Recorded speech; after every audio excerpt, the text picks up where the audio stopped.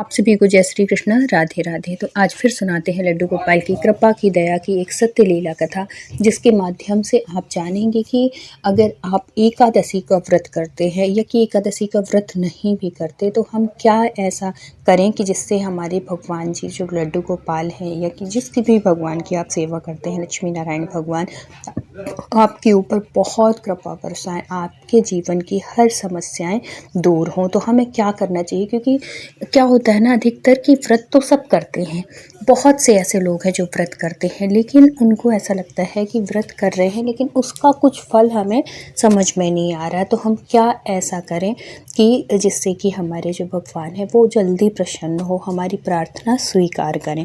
तो हमें क्या करना चाहिए, कैसे सेवा करनी चाहिए, कौन सा मंत्र जाप करना चाहिए जिससे कि हमारे भगवान बहुत जल्दी प्रसन्न हो जाएं, और क्या नहीं करना चाहिए, ये सब कुछ आप इस सत्य लीला कथा के माध्यम से सुनेंगे, समझेंगे और जानेंगे कि हम क्या करके भगवान को प्रसन्न कर लें और जो हमारे प्रभु हमारे कन्हैया हैं वो हमसे प्रसन्न हो जाएं और हमारी मनोकामना पूर्ण हो। और ये एक ऐसा उपाय है जिसके करने से 100% ये कारगर होता है और आपकी मनोकामना पूर्ण होती है। लेकिन आपको कैसे करना है, एक विश्वास के साथ, श्रद्धा के साथ, भक्ति के साथ, क्योंकि कोई भी उपाय जब आप विश्वास के साथ करते हैं, भाव के साथ करते हैं, क्योंकि बिना भाव के कोई भी उपाय कर लो, आप कुछ भी कर लो, वो कारगर नहीं होता है, भगवान के पास तक वो प्रार्थना नहीं पहुंचती है। इसलिए श्रद्धा और विश्वास किसी भी कार्य में बहुत ज़रूरी होता है। इन दोनों की अगर कमी हो गई, आप किसी भी चीज़ की, चाहे श्रद्धा हो, चाहे भाव हो, चाहे आपके मंत्र जाप में कुछ त्रुटि हो, तो आपकी सेवा नहीं स्वीकार होगी। और डाउट भी नहीं होना चाहिए आपको कि क्या पता होगा कि नहीं होगा, ये मैं कर रही हूँ तो होगा कि नहीं। और ऐसा भी नहीं है कि अगर आपने कोई कार्य शुरू किया, आपने इतने दिन के लिए 11 दिन, 21 दिन, 41 दिन या कुछ भी 1 महीने, कुछ भी अगर आपने संकल्प लेके किया है और वो कार्य आपका नहीं हो रहा है, तो ऐसा नहीं है कि आपको उनके ऊपर विश्वास हट जाए आपका कि मेरा तो हो ही नहीं रहा। नहीं, कभी कभी क्या होता है ना कि हमारे प्रारब्ध के कर्म ही ऐसे होते हैं कि हम कितना भी कर लें वो हमें फल नहीं मिलता है। हमारे प्रारब्ध के कार्य भी कटते हैं तब कहीं जाके हमें वो फल प्राप्त होता है। इसलिए अपने कर्म करते रहो, सच्चा जो कर्म है, कभी किसी के साथ गलत मत करो, अच्छे कर्म करते रहो। आज नहीं तो कल आपकी इच्छा ज़रूर पूरी होगी, मनोकामनाएं ज़रूर पूरी होती। कब? जब हम विश्वास के साथ करते हैं, हमें पूरा ये विश्वास हो कि नहीं ये ज़रूर होगा।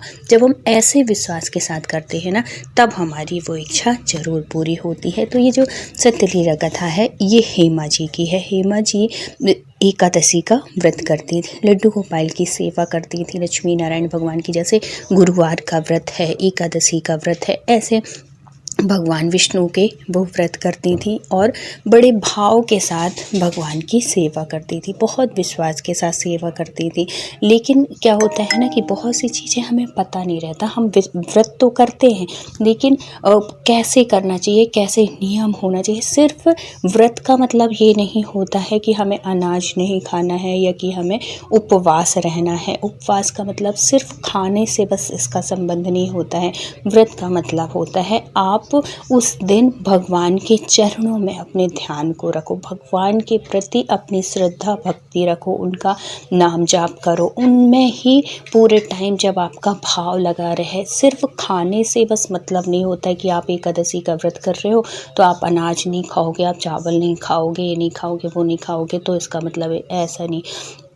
कोई भी कार्य जब हम नियम के साथ करते हैं ना तो वो ज़रूर पूर्ण होता है। तो क्या था कि ये जो हेमा जी थी, हेमा जी भगवान की कृपा से, और जब हम भक्ति में जुड़ते हैं ना तो भगवान हमारे अंदर बहुत मतलब बदलाव लाते हैं। पहले हमारा जीवन कैसा होता है लेकिन भक्ति से जुड़ने के बाद एकदम हमारा जीवन बदलने लगता है। तो हेमा जी जो थी वो अपने हस्बैंड के साथ बाहर रहती थी, मतलब जॉब के उससे ये अपने अपने ससुराल से थोड़ी दूर हो गई थी, लेकिन इनके जो संस्कार थे ना मायके से ही पड़े हुए थे।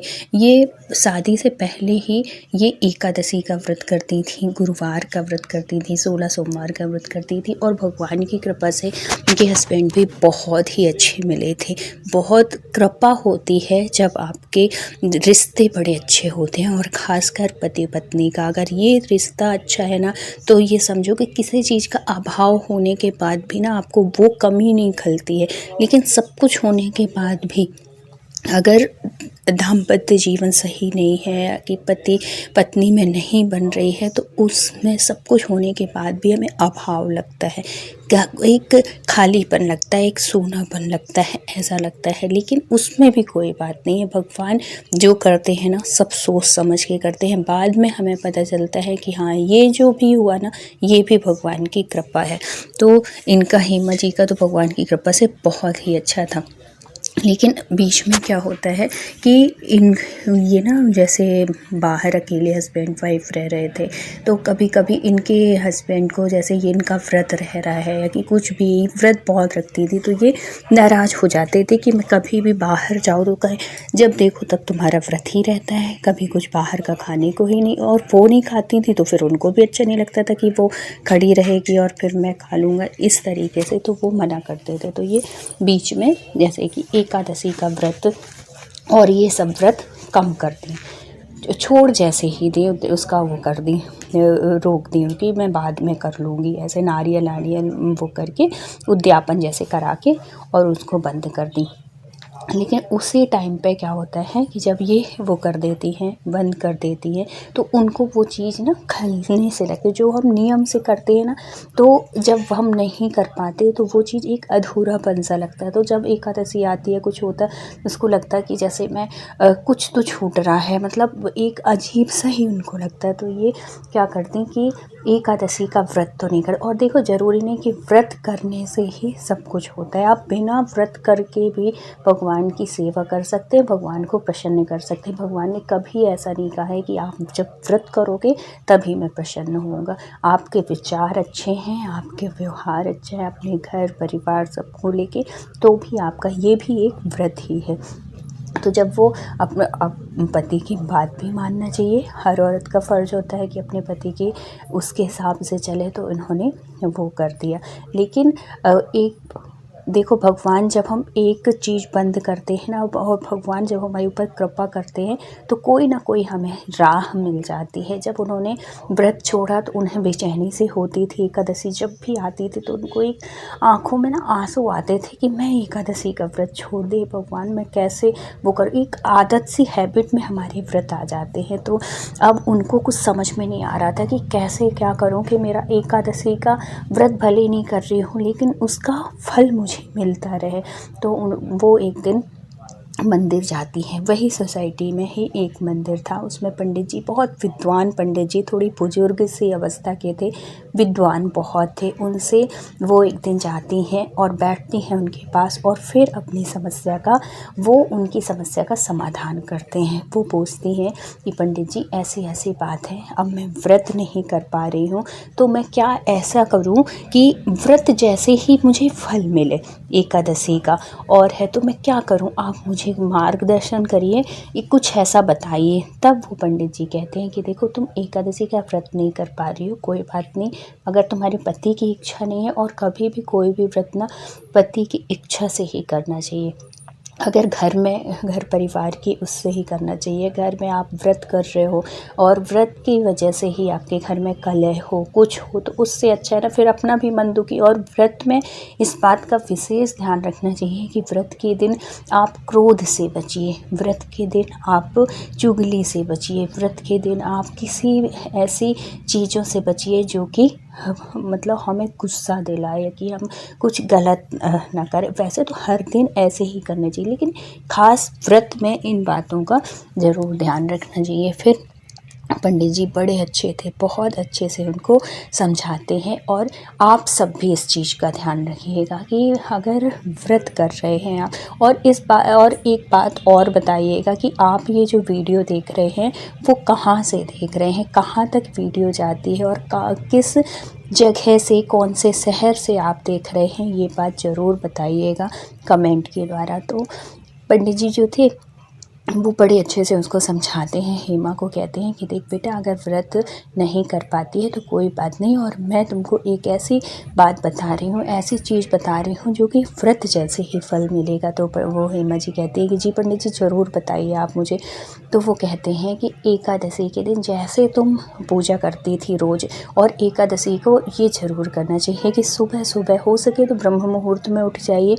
अगर ब्रह्म मुहूर्त में नहीं भी उठ पाते हैं तो सूर्योदय के टाइम तक ज़रूर उठ जाइए। उसमें उठने के बाद नहा धो लीजिए पवित्र। अगर आसपास कुछ ऐसा है, गंगा नदी या कोई ऐसी नदी है तो उसमें स्नान करिए, नहीं तो अपने पानी के उसमें बाल्टी में 1-2 बूंद गंगा जल ज़रूर मिला लीजिए, स्नान करिए। स्नान करके आइए, आप अपने मंदिर को बहुत अच्छे से साफ़ सुथरा, जो भी आप मूर्ति फ़ोटो जो भी रखें हैं उनको बहुत अच्छे से साफ़ करिए। आसनी बदलिए, उनकी आसन जो होता है उसको चेंज कर दीजिए। भगवान को उस दिन एकादशी के दिन पीले वस्त्र हो सके तो ज़रूर पहनाया करिए, और फिर बाद में हो सके तो पंचामृत का उनसे पंचामृत से स्नान कराइए। कुछ भोग में कुछ या तो बना लीजिए या तो फल फूल जो भी आपकी श्रद्धा हो, जो भी आपके घर में अवेलेबल हो, उस हिसाब से आप भक्ति भाव के साथ आप उनके इस तरीके से सेवा करिए, उनको चढ़ाइए। और फिर बाद में उसके बाद स्नान कराने के बाद उनको अच्छे साफ़ सुथरे अच्छे कपड़े पहनिए, खुद भी अच्छे कपड़े पहनिए साफ़ सुथरे, और अच्छे साफ़ आसनी में खुद भी बैठिए, भगवान को भी इस तरीके से वो करके, और फिर उनके सामने दीपक जला के, और एक मंत्र है उसका अगर तुम एक माला कर लो, जितनी तुम्हारी श्रद्धा हो, जितना तुम्हारे पास टाइम हो, कम से कम ज़्यादा से ज़्यादा जितना हो सके वो करो। तो वो पंडित जी कहते हैं कि भगवान विष्णु का जो मंत्र है बहुत सिद्ध मंत्र है, ओम नमो भगवते वासुदेवाय। इस मंत्र का 1 माला, 11 माला, 21 माला जितना हो सके उतना करोगी ना तो तुमको वही फल मिलेगा जो एकादशी तुम व्रत करती थी, उतना ही फल मिलेगा। और व्रत जो नहीं करते वो भी ये व्रत, ये माला मतलब ये मंत्र का ज़रूर जाप किया करिए। ओम नमो भगवते वासुदेवाय 1 माल जितना हो सके उतना करिए।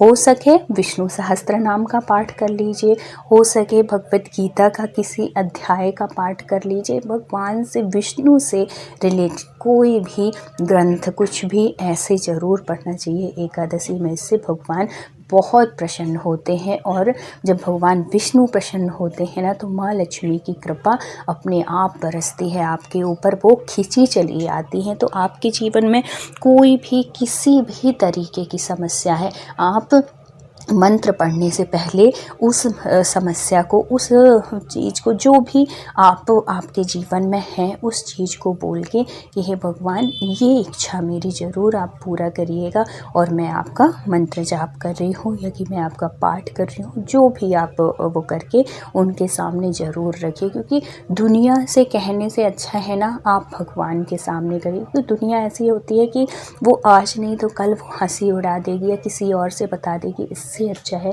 कोई भी समस्या है, कुछ भी है, आप भगवान के सामने रखिए।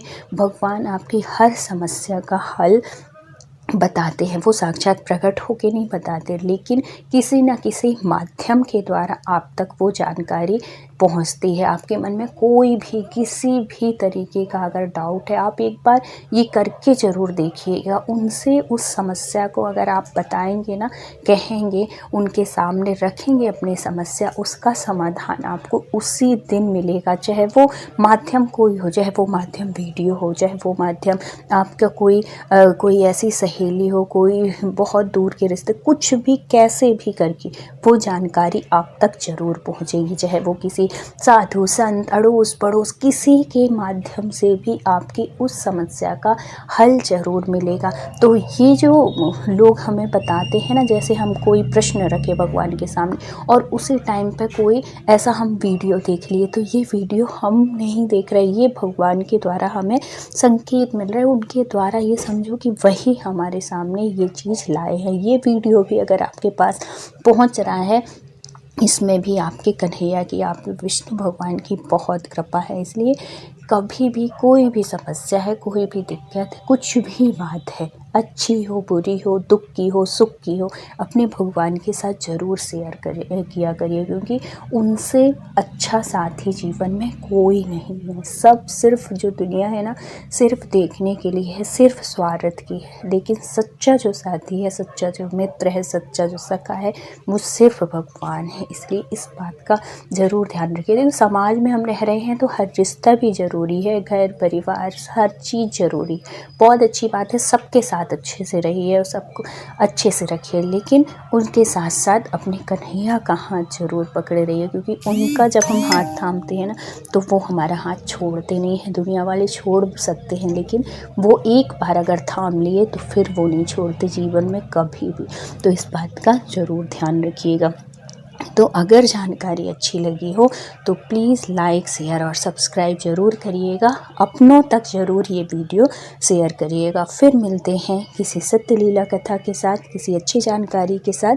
तब तक के लिए राधे राधे।